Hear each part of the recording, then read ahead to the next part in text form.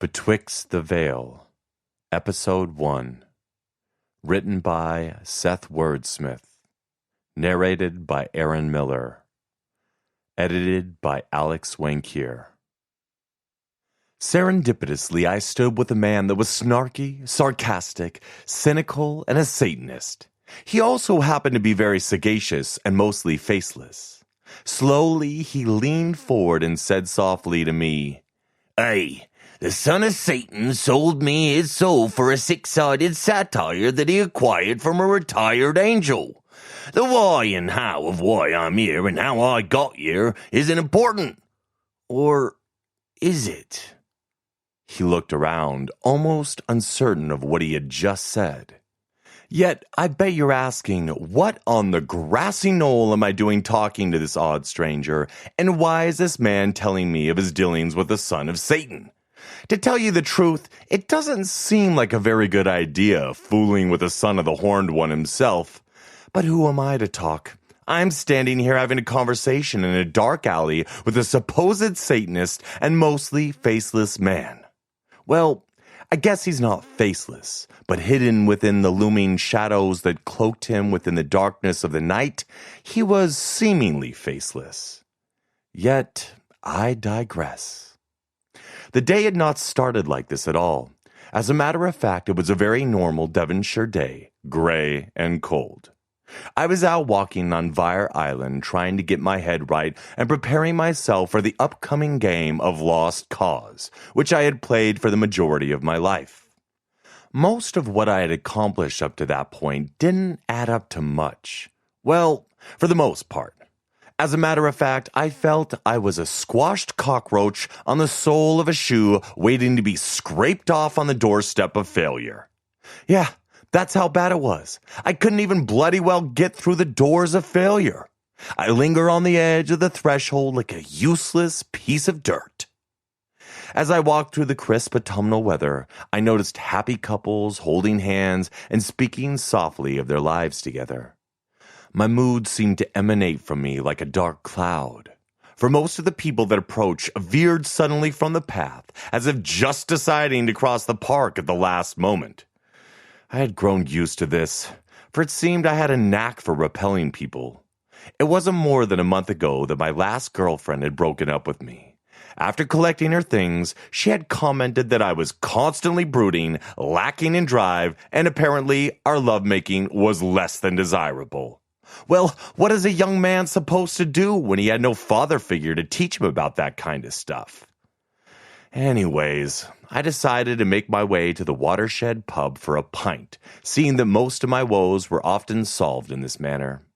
I left Fire Island, crossed the bridge into Totnes, entered the pub, ordered said drink, and sat alone at an outside table to smoke a cig.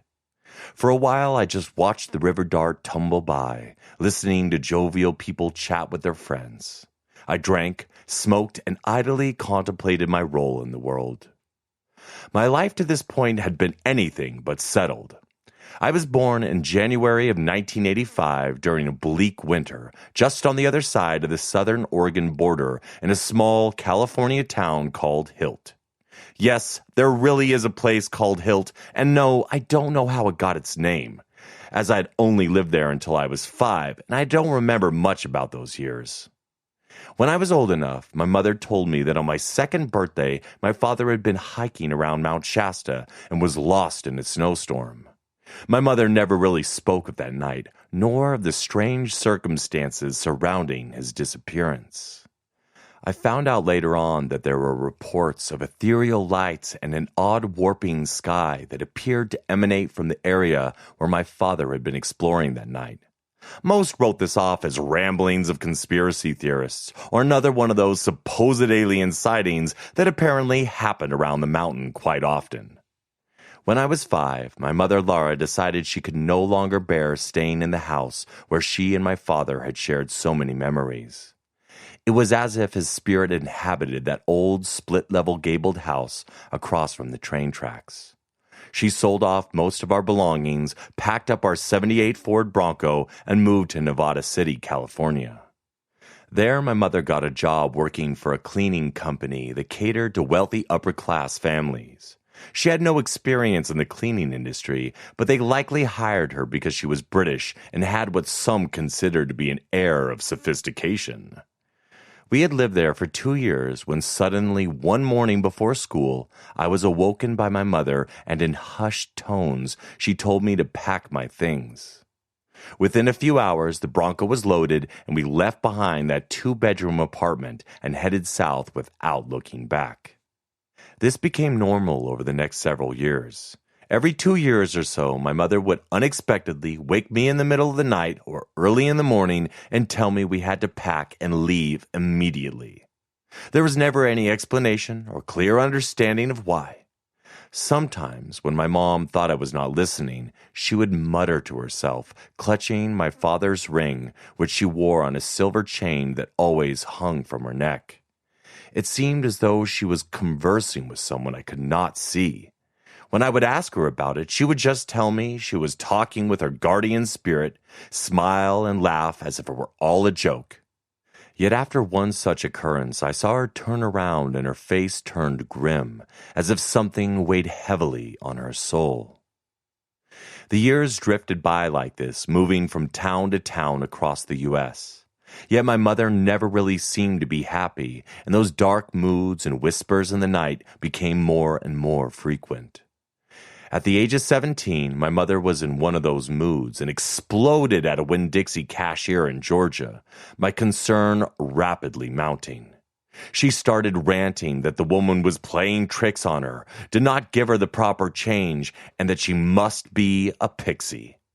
I tried calming her down, but she batted me away and continued on. Security was called and she was escorted out of the grocery store with me completely embarrassed, but mostly perturbed. She finally calmed down at the car, but was still despondent and continued to mutter to herself. At this time, I knew that she needed help, which I knew I could not afford, but I was determined to do what I could to get my mother the care she needed. That week, I turned 18. Quit school, got 2 jobs, switched roles with my mother, and hired a part-time caregiver with some of our savings. I worked 4 10s between both jobs and took care of my mother during my free time. Over the next few weeks, my mom descended deeper into a catatonic state.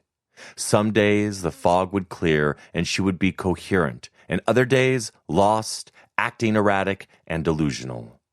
It was difficult some days, as we had no one else, but I was determined to do what I could to support us. I loved my mom, and I would never allow her to end up in one of those state-funded insane asylums. As you can imagine, with all the moving around, I had never really made many friends, and neither had my mother. My father's family were all dead, and he had been an only child. Apparently, my mother's family lived in the UK in a small village in Devon. They had apparently fallen out many years past, and Mom never really spoke of them much.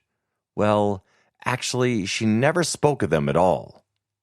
It was 2 years prior to this, when living in Florida, that my mother unexpectedly received a peculiar letter in our condo's mailbox.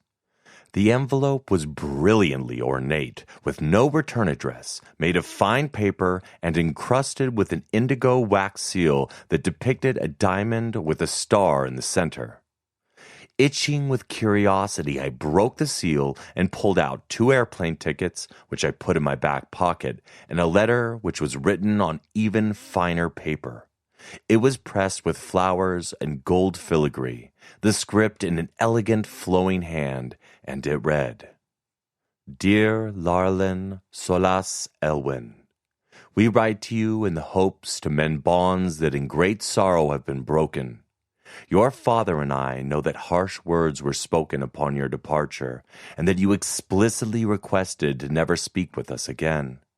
Yet we love you no matter what was said in anger, and we regret many decisions made in your last weeks with us. Your father and I are very ashamed for how we acted and only wish that you can forgive us.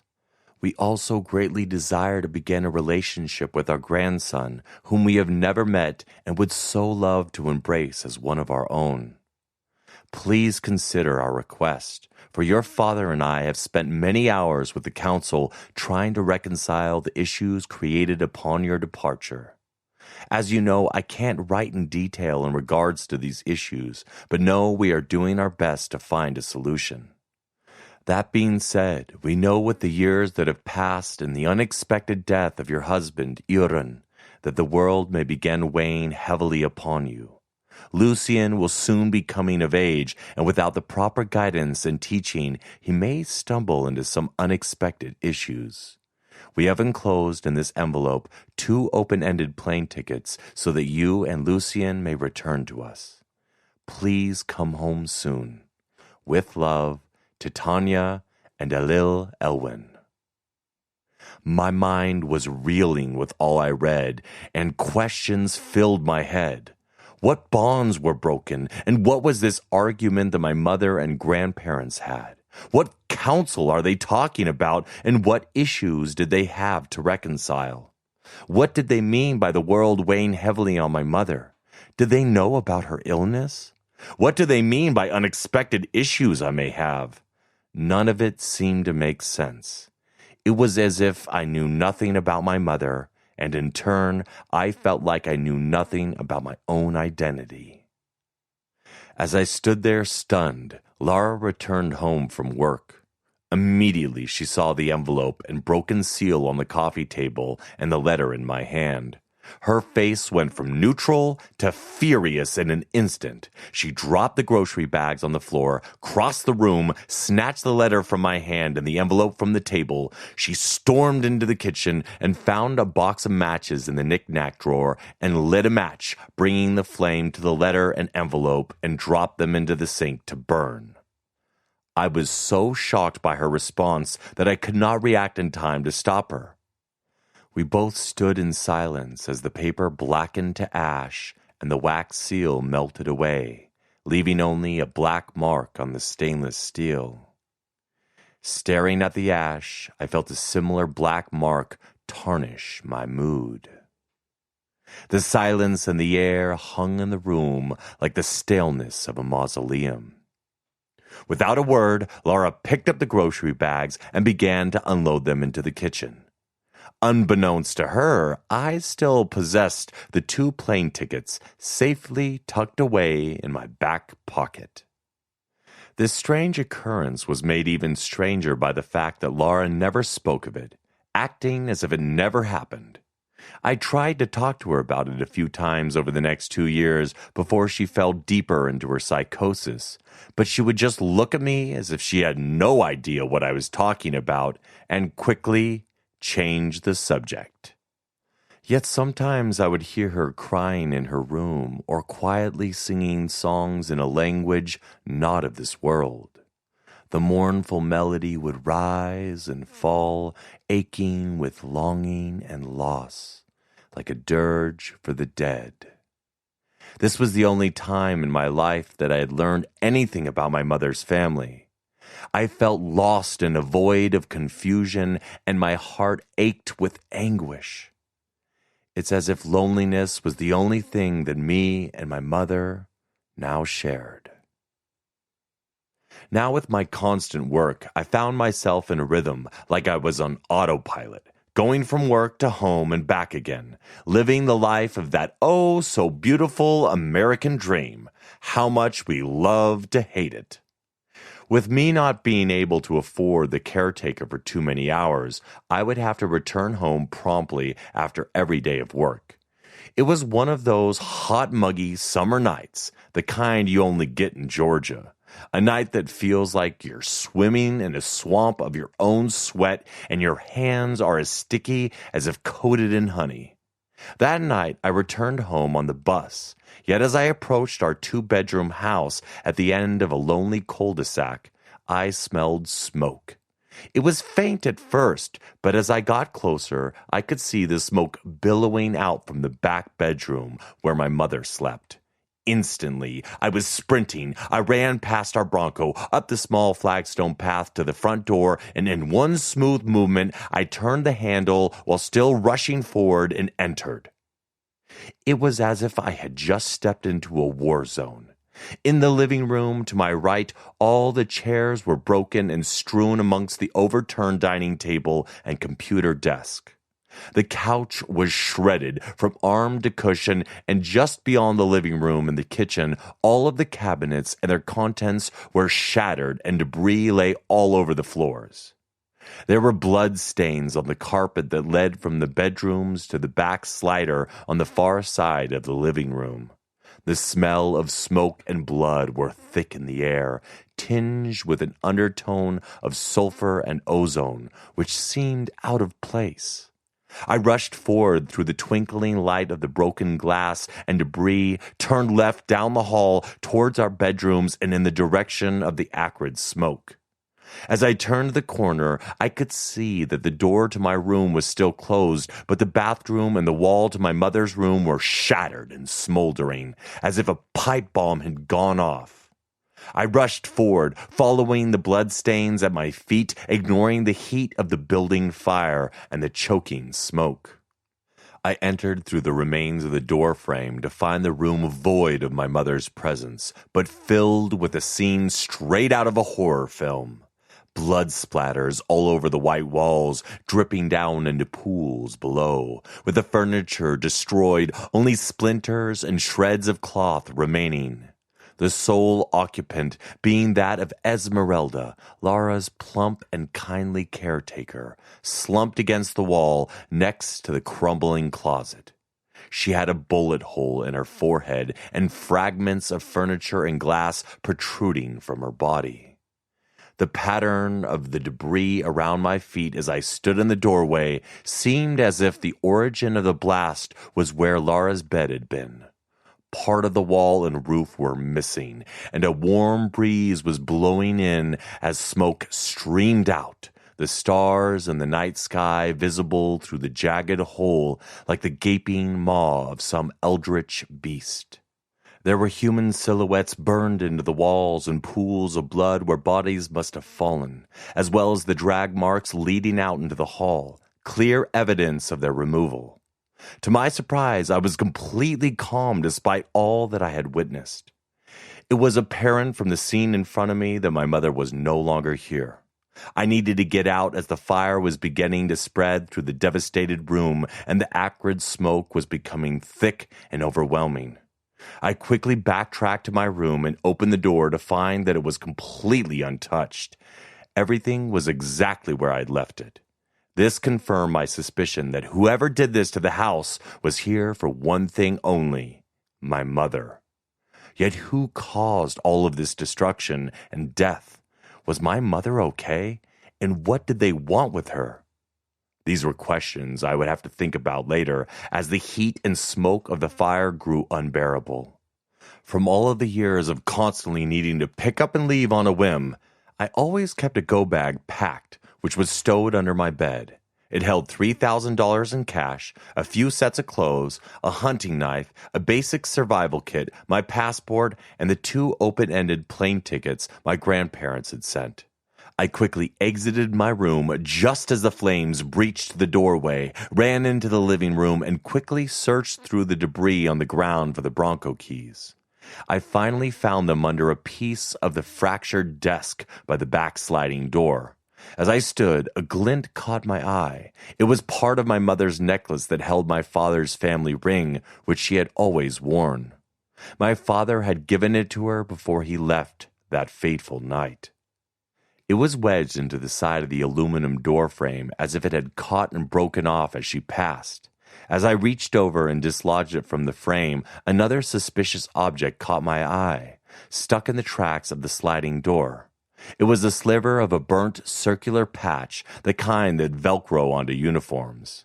It had what looked like a green and purple border, but from the dim light I could only pick out a B and E running vertically and horizontally. I quickly snatched it up, ran out the front door, down the little stone path, and out onto the road. Someone must have smelled the smoke or saw the fire, as I could hear sirens in the distance. I walked to the Bronco, unlocked it, opened the door, and threw my go-bag into the passenger seat. After all I had seen inside, I was certain that I did not want to wait around for the police to arrive and have to answer any questions. It was also clear that my mother was no longer there and that something very strange had transpired at the end of that lonely cul-de-sac on that muggy southern night. As I drove away, I peered in the rearview mirror and watched that burning and broken home fade in the distance.